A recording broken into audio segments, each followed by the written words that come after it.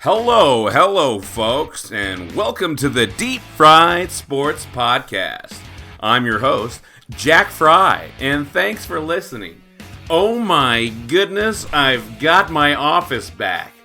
This past weekend, we moved my mother into her new home just 3.5 miles down the road. I can't help but say, my wife is exuberant. You know what, folks? I just don't know about the NFL this year. It seems to be a subpar start to the season. This weekend, the Patriots blew out the Dolphins.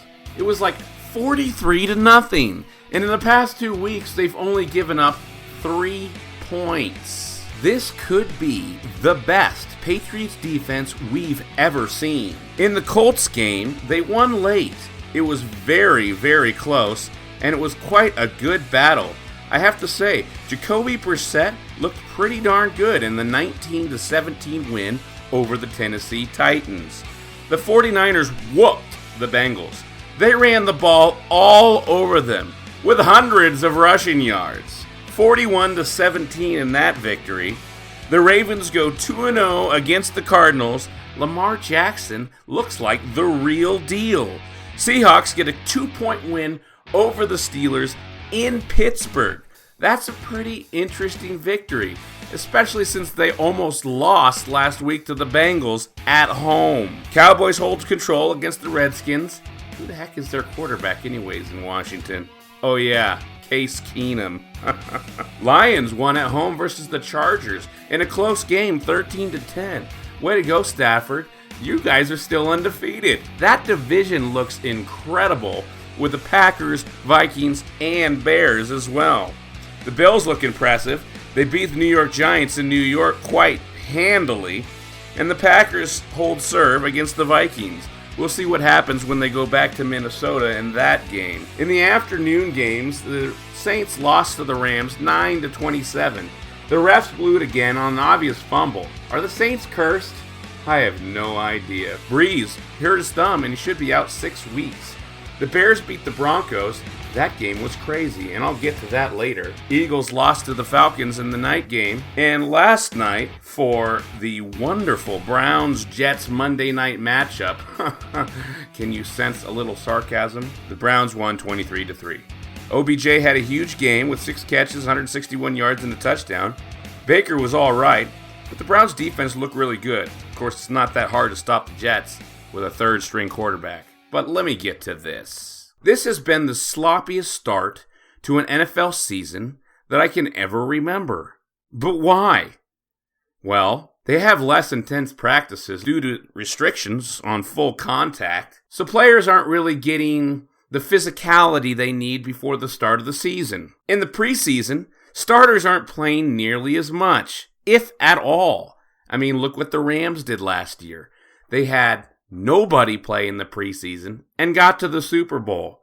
I think everybody else kind of noticed that, and now starters aren't playing much, if at all, during the preseason, which is starting to, trickle over into the regular season, causing injuries, penalties, bad blocking, missed tackles, dropped balls, and terrible overall execution. Gosh, I'm not entertained. And this is the first year I finally bit the bullet, buckled down, and bought myself NFL Sunday ticket. It's incredible.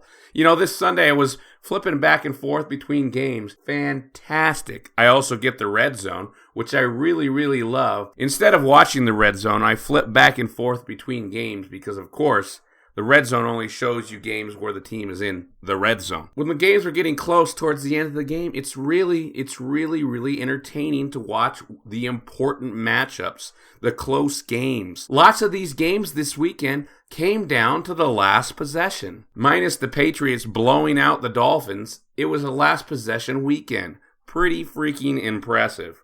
I enjoyed the heck out of it. But back to the sloppy NFL start to the season. What else is happening? Injuries. QBs. Nick Foles, week 1, broke, out 10 to 12 weeks. Drew Brees, week 2, smashed his thumb, out 6 weeks. Sam Darnold's been out with mono. Apparently that's like a 6-week injury, or sickness I should say. And Ben Roethlisberger is out for the season. Oh, gosh. What does this mean for the Steelers? Are they done? Can Mason Rudolph step in and manage games well enough so that the Steelers can break even at 8-8? I don't see it. They're 0-2, and that division looks pretty crazy. Baltimore is in full control. They are killing people. The Cardinals put up a decent fight against Baltimore this weekend, but Lamar Jackson is amazing. The guy is throwing the ball with precision, and when there's nobody open, he's probably the most electrifying running quarterback since Michael Vick. Just fun to watch.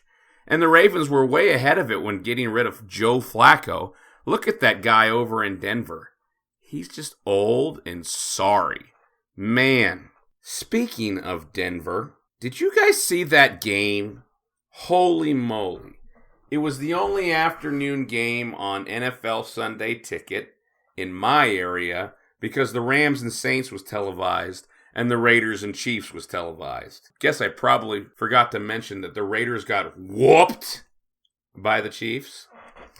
But, that was obvious. They were up 10-0 against the Chiefs, and then the Chiefs went on to score 28 straight points and beat the heck out of them. Anyhow, the Bears beat the Broncos 16-14. This was an old-school defensive matchup, but in the end, with a score 13-6 Chicago, Denver scored a Flacco to Emmanuel Sanders touchdown. With the score 13-12, the Broncos decided to go for the win and a 2-point conversion. After an offensive penalty, they changed their mind and went for an extra point. They missed the kick, but there was a defensive penalty, and then they changed their mind and went back to the 2-point conversion. They completed the play and took a 14-13 lead. Wow.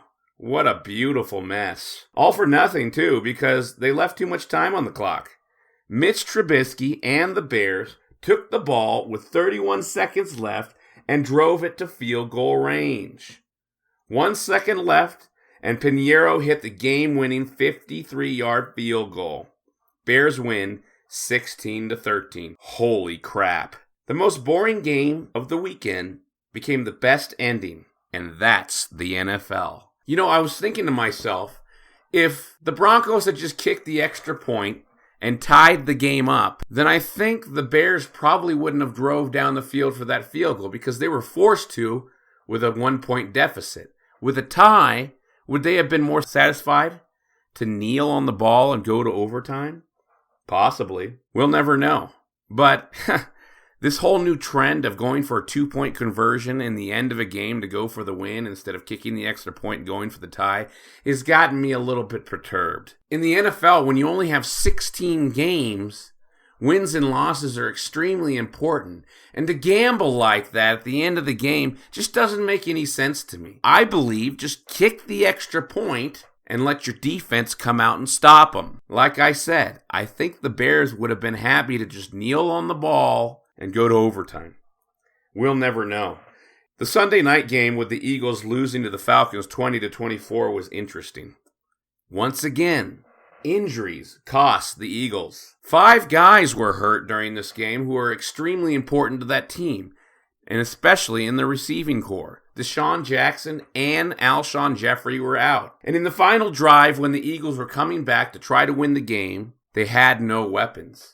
Zach Ertz got hit over the middle in the ribs, and you could tell he was obviously in pain. They didn't even take him out of the game, so he was just kind of out there as a decoy. Then on 4th down, they passed to him. He turned around and got stopped by the defense 1 yard short.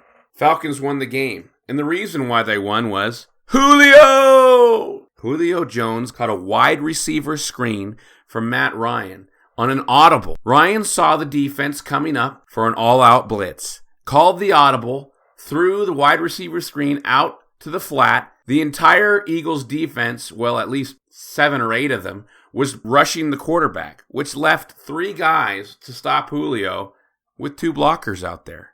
He only had to make 1 guy miss, and then it was off to the races. And when Julio's running in a straight line, he's like a racehorse. You're not going to catch him. Look at those strides. So the Falcons won the game, and pretty well fought matchup for them. They needed that win, or else they would have been 0-2. So the Eagles and the Falcons moved to 1-1 each. This weekend of football was kind of stupid. But hey, you know what? It's still football, and we're still going to watch because we are addicted to that stuff, man. And I love it. So folks, thanks for listening to the show. Sorry I don't have more info for you this weekend, this morning, this day. But I'm going to start getting more shows out to you. And I'm going to start doing them Tuesday mornings after the Monday night game. Does that work for you guys? I think it does for me. Anyhow, folks, music has been provided by Ben Sounds. Ho, Ben! I love your sounds. Thank you. Goodbye.